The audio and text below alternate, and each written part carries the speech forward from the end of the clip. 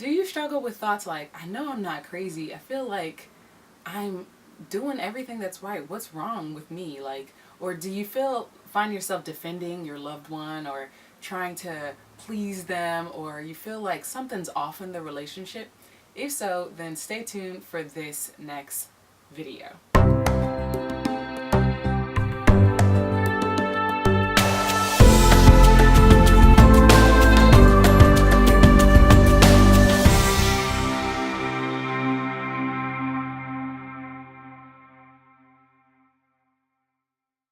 Hello, hello, hello, Mosaic Souls. Hey Mosaic Soul, this is Rachael Alexander, artist and Mosaic Soul mentor, aka spiritual teacher, intuitive with flair. And so I wanted to talk about the 5 signs that your loved one may be a narcissist.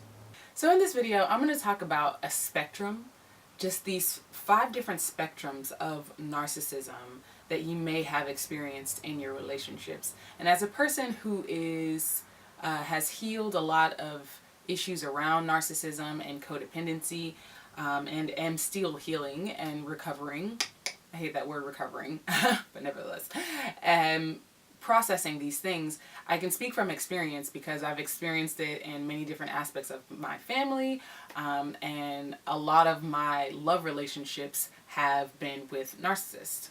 So because I've experienced these different aspects and situations of being a recovering codependent, and recovering from having narc fleas in my own life, I can speak from personal experience on the different spectrums. So let's dive in on the 5 different signs that you may have an energy vampire, otherwise known as the modern day narcissist, covert or overt.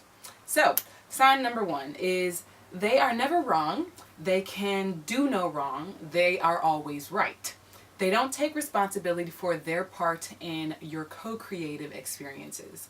So I know that I can speak from personal experience that this is definitely one of the red flag signs that you are dealing with a narcissist. Because these people, they don't know how to cope. And I want to talk about this from a sense of love and a sense of higher consciousness, because a lot of times people talk about narcissism, especially nowadays, with this kind of like victim and perpetrator. These people are evil and I don't like to approach things in that area because I just know who I am. We're all souls playing on this playground called Earth. And so some of us came to play in the roles of being a codependent or a victim, and some of us come to play and being a narcissist or the perpetrator, right? So these are all roles that we're playing. So I don't really hold any remorse for any of my loved ones that I have experienced in my life that are narcissists, because I understand the roles, and because I've had this spiritual awakening and I know who I am, it doesn't affect me as heavily as when I first found out. Even when I first found out, it was just sort of understanding that there is a root cause for everyone's reactions and actions. And once you become aware of your divinity, once you become aware that you're a soul having a human experience, you can choose what roles you want to play. If you no longer want to be vindictive or manipulative, or you no longer want to be a people pleaser, or all these different aspects, you can choose to shape your character and become a different version of yourself that you want to be by simply making that your intention and then going after, changing your behavior. So I just want to approach it with that level of understanding as I continue to go through these 5 different signs and these 5 different spectrums. And also just note that any of these spectrums, if the person that you're with as a person, or your boss, a spouse, your parents, or a loved one like an aunt or uncle, whoever was your parent figure, or whoever these people are in your life, right? Know that none of the different spectrums that I'm sharing with you, they have to have all of them in order for them to be a narcissist. Remember, this is a spectrum, and so there's going to be different aspects. Some of them are going to embody this, they might not embody this. They may be overt and they may be covert. I might do a different video on that. But these are just more so, a lot of the narcissists that I've experienced in my life are covert narcissists, but these are just in general aspects and signs that you'll see in all narcissists to some level or degree, okay? It's just going to manifest in different ways. So yes, the first one is that they're never wrong, right? They don't really take responsibility for their lives. And so when they don't take responsibility for their lives, they play the blame game, right? They manipulate you into thinking that everything is your fault, right? You are the issue. They didn't do nothing wrong. What's wrong with you? The reason why you're feeling some type of way is because you need to fix you, okay? So that's the kind of energy that it'll come up. What's wrong with you? Like, I'm doing me, or I did this, or, you know, it'll come up with, you know, they'll try to manipulate you into thinking this, there's something wrong with you. And I'm laughing because I've experienced this a lot in my life. And as a person who has been a victim of narcissistic people. The second sign is they play the victim card a lot, right? So this is kind of along the lines of they're never wrong, right? They play the woe is me or the pity party card. They act like martyrs and like they've sacrificed so much for you, right? This is really key because they'll utilize the tactic of guilt and manipulation to get what they want from you, right? So, you know, I've done so much for you. You know, I can't believe that you're doing this to me. Why are you doing this? You need to check yourself. You're the one that keeps doing all this stuff. So they'll play the pity party card a lot, or I'm the victim. I'm not the one that's the issue, right? So this is along the lines of, you know, the first sign where they can never do no wrong. They don't take responsibility. So then they flip it on you and be like, no, I'm the one that's hurting here, not you. What's wrong with you? Right? So they'll play that card a lot. The victim and the pity party. Take care of me. It's their way of manipulating you into getting what they want from you. Because they really don't know any other way to get love, right? And so that's why when people use manipulation is because they're disconnected from their divinity and they don't understand that source and love is abundant and available for all of us, right? We all have access to love because we are love, but they've cut off their connection to their divinity in some way, form, or fashion.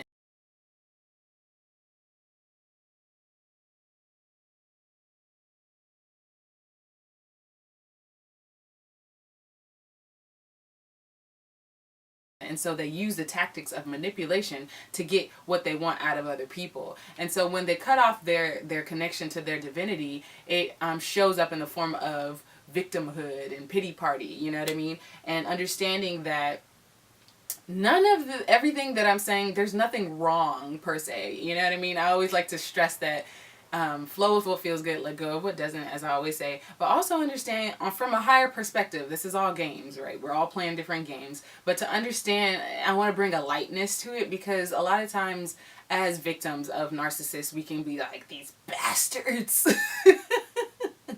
How dare they make me go through this? And you definitely feel appalled. You might go through that phase. That's totally normal. But to also understand it from a higher perspective, that this is the reason why they didn't receive love from their parents or from their, you know, loved ones in their childhood. And so they created these coping mechanisms as a way to receive and get love from you, right? So the third sign is they never do anything out of real love and unconditional love. So they tally up their scores or the things they've done for you. This might be something that they do. It's never really genuinely out of kindness. Like they don't really give compliments and praise genuinely out of kindness. It's usually out of a very calculated approach to doing things. It's never out of the kindness of their own hearts. They hold their good deeds over your head. They're very calculated in how they give because they expect to get something in return. They usually have an ulterior motive for doing anything for you. So this is the third sign, right? So this is another manipulation tactic because they don't know how to love. They don't know how to love. They didn't receive love, so they don't have a clear blueprint for what love is, right? So they and in order for them to get what you want, they'll do things for you in a calculated way. Like they'll buy you gifts, or they'll take you out this way, or they'll do this act or deed for you, or they'll praise you and give you all this verbal praise, right, in order to get something back from you. So they do things in a very calculated way. And it's not, let me say, when I say calculated, most people who are narcissists, they don't know they're narcissists, okay? They are very unaware that they have a personality disorder, okay? So because of this, when I say calculated, it's not from a perspective of, oh yeah, I'm gonna give her this so that I can get this. It's not necessarily that they think like this.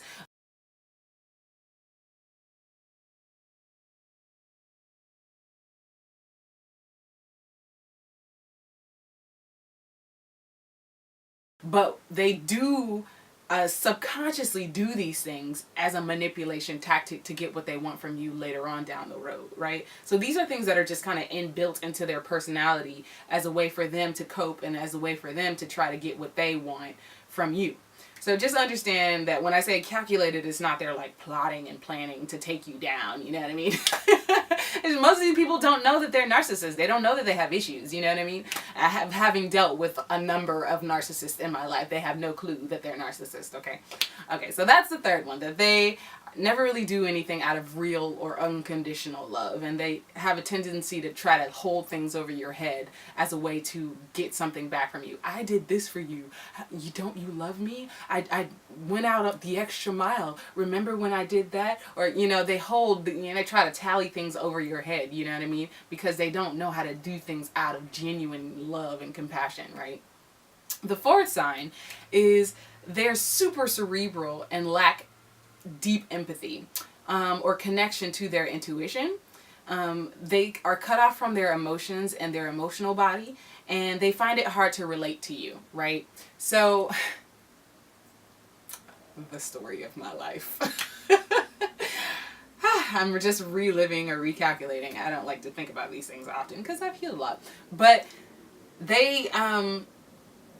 their inability, because I'm an empath, I know how painful this is. If you are someone who has dealt with a narcissist or overcoming, you know, these things that of dealing with covert or overt narcissists, is that they tend to latch on empathic type of people who are deeply connected to their emotions. And you don't necessarily have to be empathic to where, you know, to that deeper level, but where you're connected to your emotional body, to where you can connect to your intuition, because they're so cut off from theirs, they latch on to you, and they can't really emote to you. They can't really express themselves in healthy ways, or they can't really understand where you're coming from, although they can fake it until they make it, especially covert narcissists. They can fake it until they make it. They can act like I understand where you're coming from. This really comes down like in like love relationships. This happens a lot where they will you know, you point out, look, I'm tired of this. I'm over this. Maybe you try to break up with a person, or if you don't change, I just don't think I can handle this anymore. Or you just kind of try to talk about your issues, and they see, oh no, I'm going to lose her, or I'm going to lose him. I need to listen and act like I understand, because if I don't, they're going to leave me, right? And you're their source of, you know, pseudo love. They're like, you know, you're their energy source, right? They're vampiric, right? They're getting their energy from you.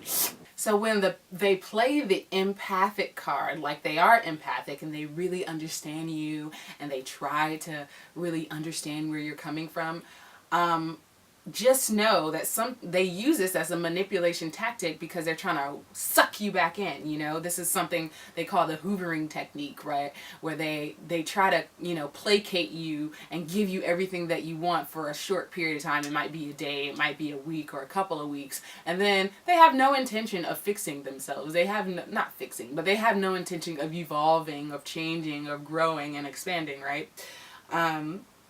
So that they will use this tactic as a way to get you back because they know that they're losing you, right? So this aspect of, you know, them having no real basis for an emotional connection, their ability to really emote and be there for you. And you'll know this, right? You'll know this is one of the traits where you feel like you've given your all emotionally. You're there for them. But anytime you need that level of support, you don't receive it, right? You feel empty. It feels, you don't really, it's not like, when you've had a conversation with someone and there's like this mutual exchange of emotional support, you don't really get that from a narcissist. They're incapable of doing it. They may do it and they may be able to fake it, right, for a bit of time. Like, you can have best conversations ever, and then they'll pull it away as a way of what they call like devaluing, as a way of like manipulating you and trying to, provoke some type of reaction out of you. So it's my heart feels so much compassion for a narcissist because, I know I've had narc fleas before. I've taken on narcissistic tendencies after being surrounded literally my entire life by narcissists, and I've had to recognize aspects of that because I was for most of the majority of my life, I was a codependent. And I kid you not, like probably 10 years ago, one of my life coaches that I had back at the time recommended me a book on codependency. And when I read it, it resonated with me, but for some reason I never understood where codependency came from, or that it kind of came from having a codependent parent or a narcissistic parent, you know what I mean? But anyways, enough about me. Let's go on to the fifth sign. And the fifth sign is they need you in order to be happy. You are their source of happiness. They don't have anything that brings them joy. They always look to you to fulfill them. They don't know what to do with themselves when you're not around. They become obsessed with you to some level of degree. They are not into lots of, sometimes this can definitely happen. They can be into a lot of drugs or substances and numb out their own lack of connection to their divinity. Sometimes, in narcissistic parents, they'll use their children. This is sad, but it is true. This happens where they use their children to give them what they need because they're incapable of really providing it for themselves or having healthy relationships with other adults. So they'll use their children as sex, objects, or in order to please themselves sexually, or they use their child as the therapist, which was my case. I was the therapist of my family. Healing that. But yeah, I grew up as a fixer in my family, it was very interesting. But yeah, and so, they basically, they need to be made to feel special by you. They don't want to share you with others. Sometimes this can manifest. This is not always necessarily the case. Like I said, this is a spectrum, so I'm just kind of talking about different aspects and how this can manifest. They don't want you to share. Sometimes they don't want you to share. They don't want to share you with others. You have to have, or they don't want you to have friends, or they feel threatened by other people in your life that you loved. So they are codependent in themselves, right? So they need you in order to be complete, kind of thing, right? So, yeah, this definitely, is connected to all the other ones that I talk about. It's their way of when on a like metaphysical, spiritual level, when someone is cut off from their divinity, they become vampires, because they need so everyone, we are all source made manifest in human form, right? And we are made to connect with source. We are made to connect with our divine intelligence, with our divinity. And so when we cut off our divinity, we start looking outside of ourselves, right? Which is what the narcissist is doing through you. And we start looking to take other people's light. We start looking to take other people's energy. That's what the narcissist does. And so they need you in order to be happy, in order to have that source of love, that source of attention, affection, and whatever other things that you may provide for them, right? That's what they start looking outside of themselves for it, because they're not connected to it within themselves. A healthy adult, a healthy human being is connected to their divinity. It's connected to source, God, infinite intelligence, whatever you want to call it. we are all souls having human experiences, right? So when a person decides to cut off themselves from their divinity, they immediately start to look outside of themselves for validation. They look outside of themselves for love, for affection, all the stuff I just said. So that's the 5th sign. And I'm going to give you a 6th bonus sign. This is not always the case because it wasn't necessarily the case in my life. Thank God. I'm very grateful. And if you have gone through this, I definitely send you light and love. And there's always resources. I'll link a couple other YouTubers that I follow who've definitely been helping me, and other, coaches and stuff like that who've definitely helped me along my journey. And if you're interested in alignment sessions personally, I definitely do offer them. I'll link up a link above, if you're interested in that. But this last sign is not necessarily for all narcissists, but, for very sick narcissists, and I feel really bad for them and their victims, is that they utilize sex as a main way to get close to you. They avoid deep conversations. They try to use you as a trophy to show off to others as a symbol of their accomplishments, right? Now, when I say they utilize sex, I'm really thinking of, okay, a parent using a child. But this can also happen in love relationships. This definitely happened for me. Actually, I'm taking that back. It definitely did happen for me. Where a person will use sex as a way to get close to you, to keep you coming back, right? Especially if the sex is good, right? Been there, done that, got a badge in it. So they will utilize, sex as a tool to keep the leash on you, right? Or they try to use you as a trophy, right? Like, oh, look at my girlfriend, or look at my boyfriend. He's just this, da da da da da. They try to praise you and try to use you because it's their own ego gratification, right? It's their own self-boosting and aggrandizement. I don't know if I'm saying that right word, that word right, but that's their own aggrandizement. Their sense of worthy. Is their way of feeling worthy, right, of love by using you as a trophy, right? Or they'll use the tool of sex to manipulate you. So that's a 6th sign that might happen with narcissists. So if any of these signs are present in any of the relationships, if like 2 or more of these signs are present, you may be dealing with a narcissist in your life, whether they be parents, loved ones, partners. It's real. It exists. I didn't really know about it until about a couple years ago. And when I found out about it, it was like, oh my God, this explains so much in my life.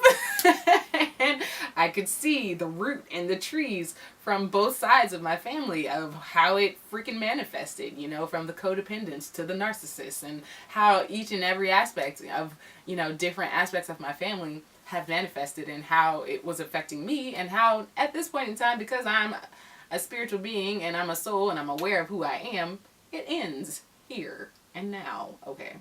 So yeah, I hope that this has been helpful for you. If it has been, definitely share this with someone, and definitely subscribe to the channel. I may do some more videos. If you are interested in this topic, let me know any other topics or conversations you would like me to share. I'm definitely interested in hearing your feedback. So yeah, I hope that this is helpful, and always remember, you are divine, and to flow with what feels good and let go of what doesn't, because you are a soul having a human experience, and your soul knows exactly what you need in order to thrive in your life and to live and create your divine life and business. So have an awesome day. Peace, love, and light. Also remember that they don't mean harm, and there is a reason why they are where they are, and you definitely need to protect yourself and to put yourself first so that you can have a loving, happy relationship, whatever way it shows up. You deserve love. Everyone deserves love because we are love. We all deserve to be connected to our divinity. We are all worthy simply because we exist, and because of that, you are worthy. And so I just wanted to kind of leave you with that, to, it's totally fine to be angry. It's totally fine to, feel the victimhood, to feel the anger and the repression and stuff. and to feel the exhaustion, but to also remember that you can heal through just making a decision that this is no longer what you want to experience. So I hope that this has been helpful, and I definitely don't want to diminish any of the experiences, because I know I had to go through my own process, but I definitely wanted to shed this from a higher perspective, understanding that we are still souls having a human experience, and not to just, harp on these bastards kind of energy, So have an awesome day. Peace, love, and light.